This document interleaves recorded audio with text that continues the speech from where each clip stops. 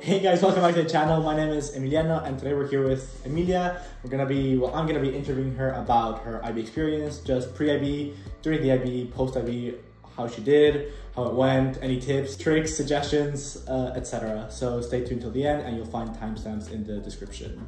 But yeah, without further ado, Emmy, hi. Hi, my name is Emilia. I'm half Italian, half Azeri, and I graduated as an M21, so last year. And I did IB in the UAE and I graduated with 42, and I'm glad to share all the tips and tricks I can to help you guys pass and do well.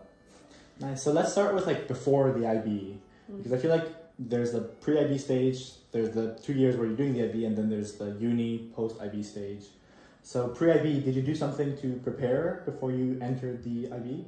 Yeah, I did one of the pre-IB Oxford study courses, so it's the OSC, and I did it the summer before 11th grade.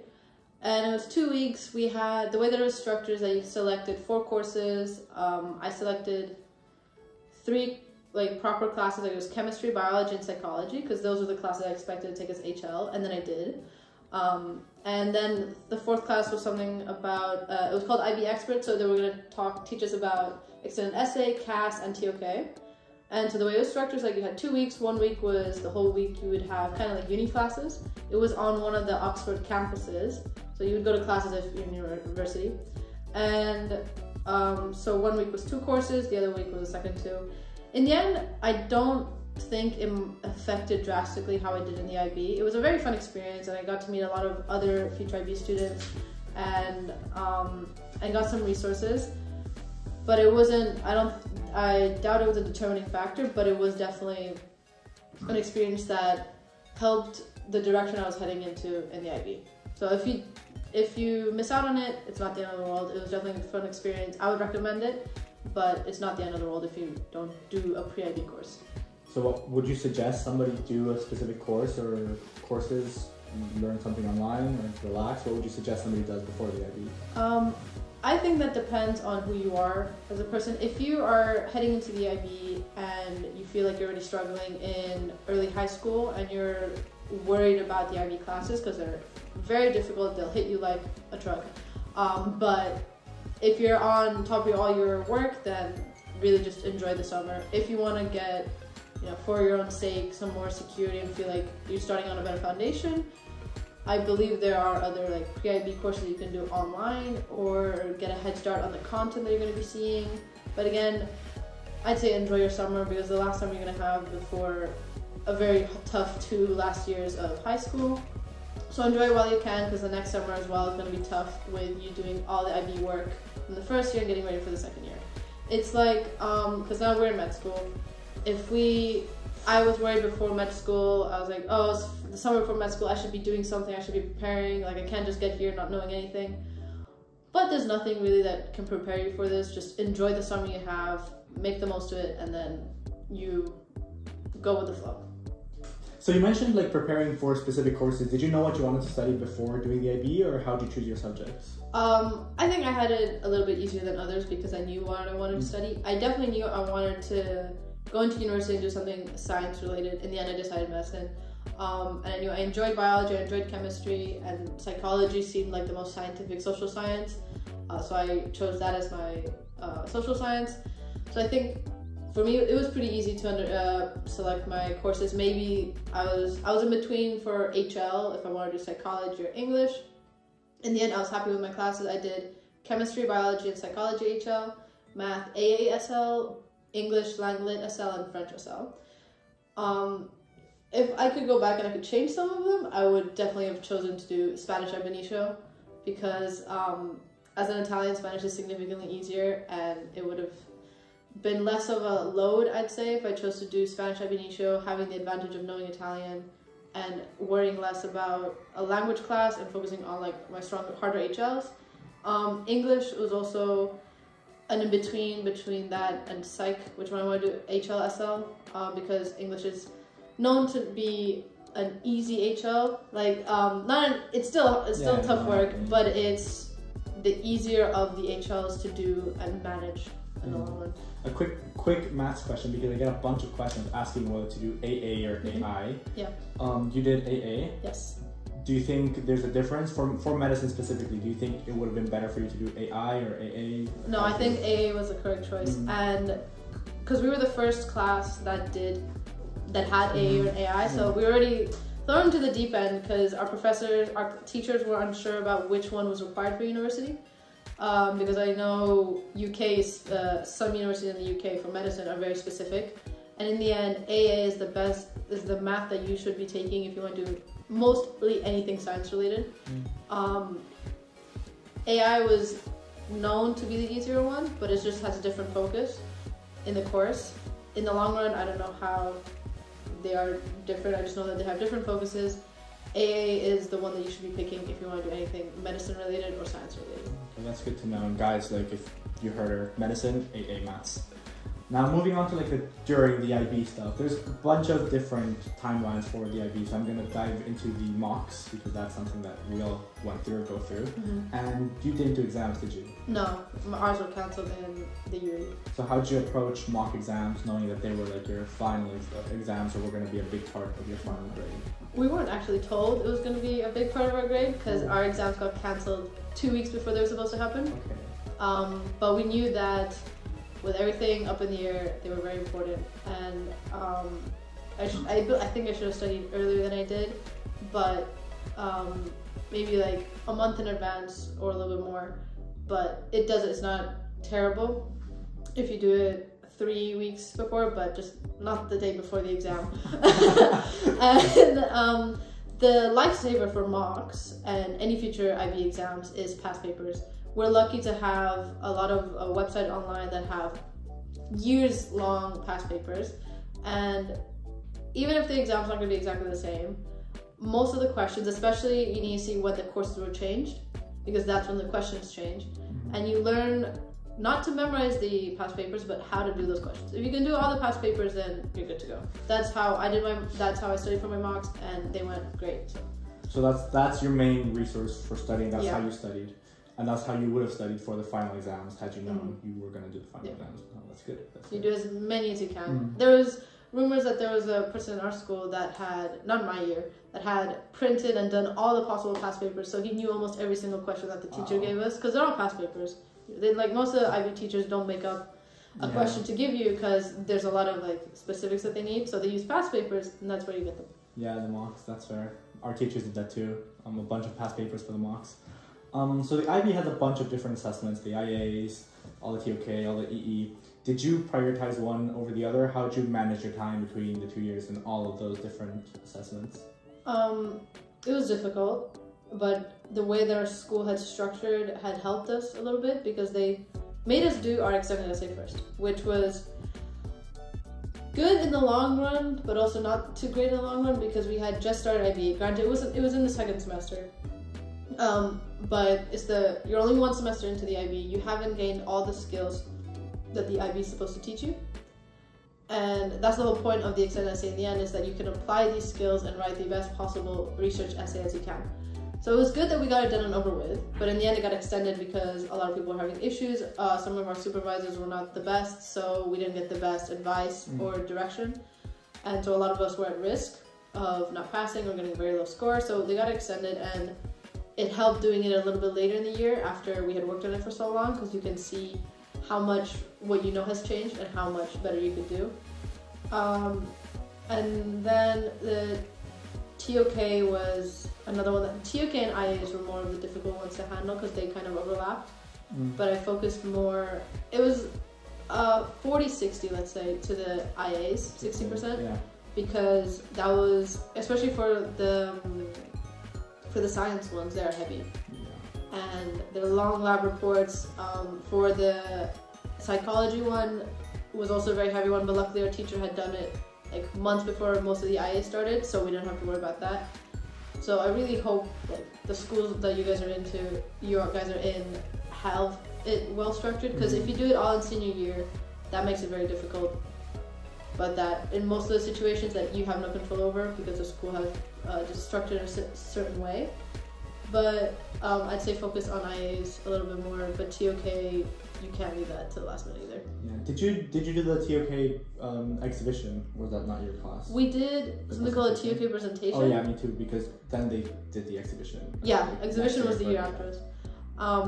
Yeah, that was kind of a PowerPoint presentation on like a mini TOK essay, if I believe correctly. It wasn't a TOK essay, it was just another thing that you expanded on. You made a TOK question rather than being given a title. Yeah. So, advice for IAs, do you want to elaborate on like how to choose a topic, how long to spend on it, what's the easiest way to go about it, maybe how worth it is it to spend hours and hours on them when they're only a small percentage of your grade, just whatever you have. They are like little gold mines, because for example for our year, because we didn't have, some of us didn't have exams, the IAs counted a lot more, and so people who put their full effort on IAs, it paid off. So I had worked a lot on them, and the trick is to not make a complicated IA question or an IA topic, especially for like the science subjects. Make it as simple as possible, because you can experiment on anything. Yeah. The more complicated you make it, the more difficult that's going to put you in, the less time you're going to have to work on it, and the more time you're going to get lost from working on other stuff.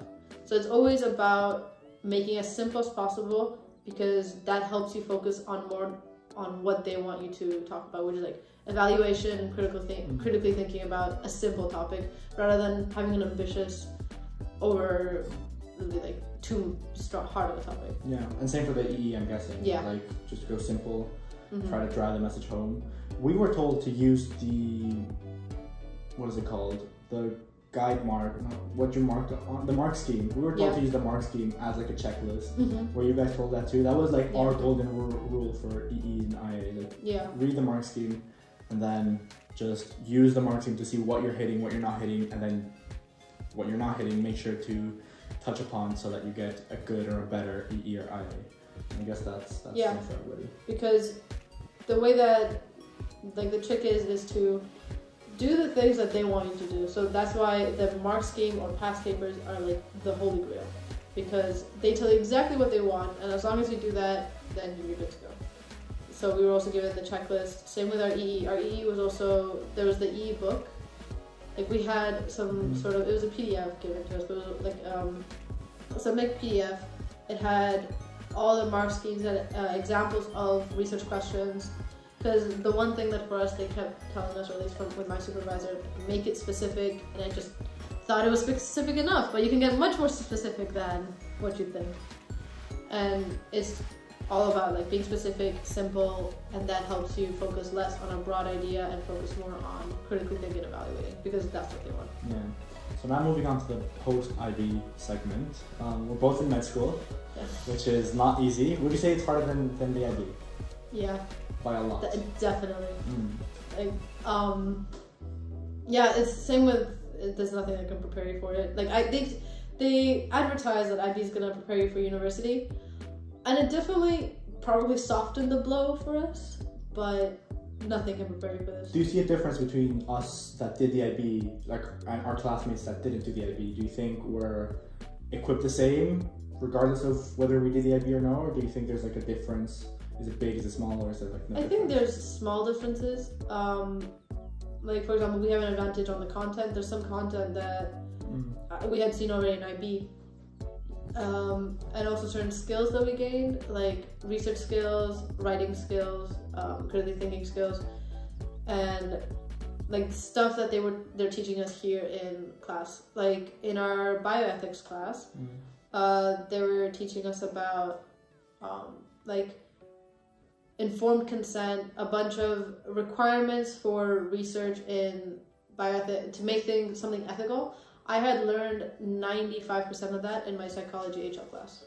So it definitely helped, and definitely, even if you don't know the whole topic, it definitely helps the foundation that it gives you. Yeah, that's fair. So it has been helpful, but it doesn't completely eliminate the impact that med school has, just because it is med school and it's a completely different world, so to speak.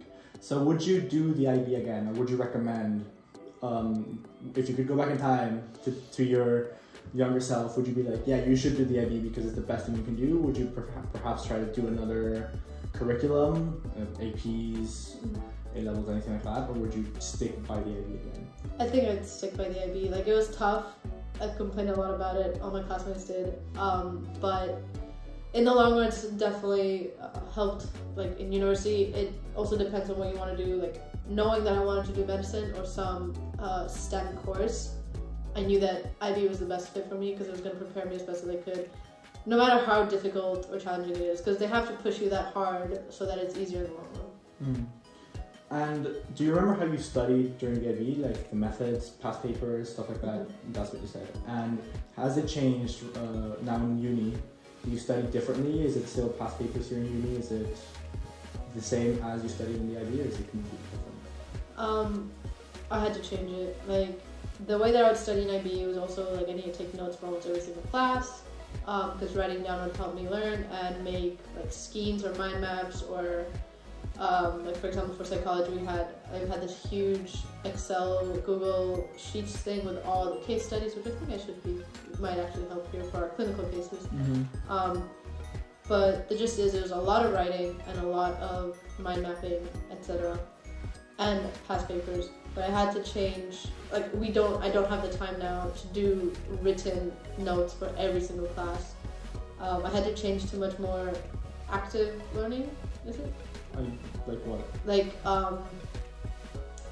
active recall kind of studying, in which I do Anki cards, which is one of the #1 advertised things for med students to study with. Yeah. But it works, but it depends the way that you use it. Yeah, of course. So like it's a lot more, rather than writing out the knowledge, because the way that I did in IB is just copy and paste onto my notes by writing what I'm taught.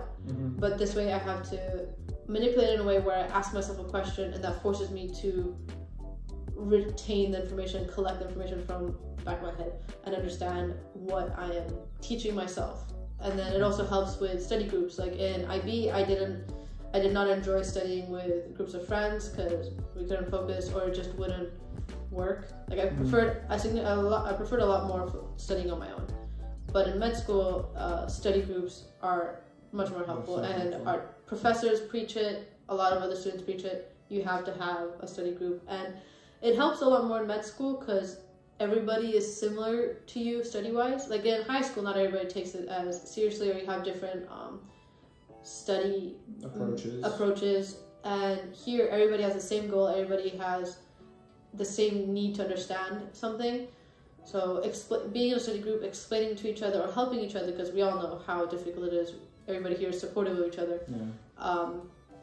So that is definitely a very important study tip. So last 2 questions. For the entire IB, would you do anything differently? Would you perhaps tell yourself to spend more time doing some things, spend less time doing other things? How would you change your 2 IB skills, your 2 IB years? Procrastinate less. That's an obvious choice, but because COVID hit halfway through IB, it just went down. So you did half online? Online? I think I did. I think a little bit more than half, but we were lucky that our schools were opening a lot more, and they had priority for seniors. Okay. So we were like, especially IB students, we were able to go back in class a lot earlier than certain other departments of the school. But definitely procrastinate less and do things little by little every single day, rather than leave everything until last minute. But that's also something I need to be doing here in med school. I lied about the last question. It's now the last 2 questions. How would you balance your social life, maybe friends, relationship, family, all that, with doing a quite hard course for 2 years that is the IB? Did you struggle?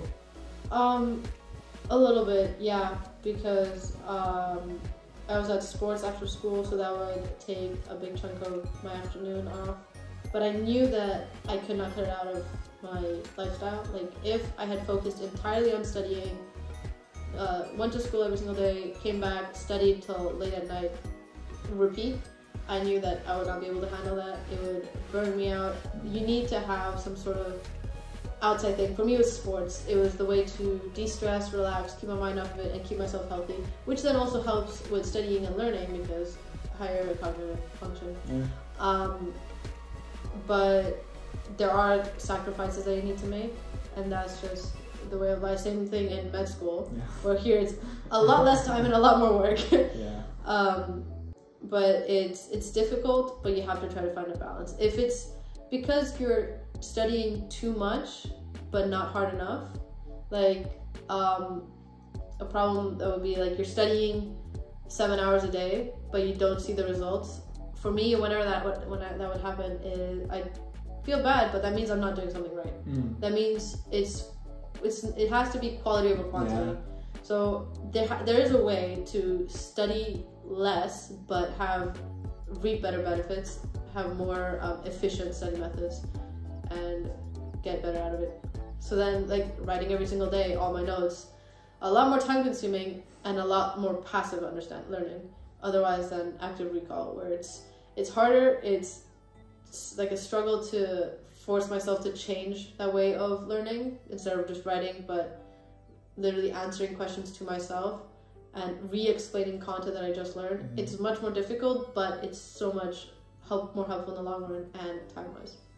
So one tip you could give to a now IB student, the person that is about to begin anything, like don't procrastinate, like the tip that you think would be the most helpful? Stay on top of all your work. Do not procrastinate, and it has to be quality over quantity. You cannot be studying so many hours a day and sacrificing so many other things like your social life, health, for grades. You have to find healthier balances and not procrastinate. Yeah, so thank you, Emmy. Thank you guys for liking, commenting, subscribing. If you have any questions you'd like me to ask, do leave a comment, and I'll catch you guys next week.